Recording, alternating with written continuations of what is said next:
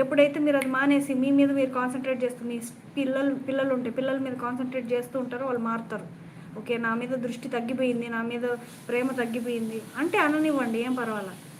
అది ఎందుకు అంటున్నారో వాళ్ళకి తెలియాలి కదా, అర్థం అవ్వాలి కదా. అలాగే చేస్తూ ఉంటే ఫ్యామిలీ లైఫ్ ఎలా నిలబడుతుంది కదా.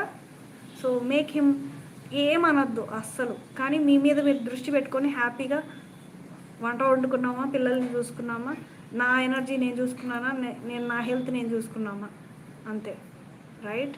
Give food to him, food ఇవ్వండి తనకి, అంతే, ఇచ్చేయండి. అవి చేయాలి, ఎందుకంటే మీ హస్బెండ్ కదా, you cannot neglect. Okay, so food ఇవ్వండి, సైలెంట్గా ఉండండి.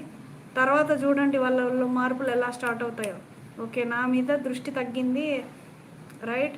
ఇవ్వడం, ఫుడ్ పెట్టడం అనేది లైక్ అ మదర్. రైట్. ఆ ప్రేమ అయితే ఇవ్వండి. ఫుడ్ పెట్టడం ప్రేమగానే పెట్టండి, కానీ మిగతా విషయాల్లో వదిలేసేయండి. రైట్. ఈరోజు నుంచి నేను మిమ్మల్ని పట్టించుకోవట్లేదు, ఫుడ్ ప్రేమగా పెడతాను, అంతే, అంతవరకే. ఇంకా నేను నా మీద నేను దృష్టి పెడతాను, నా పిల్లల మీద నేను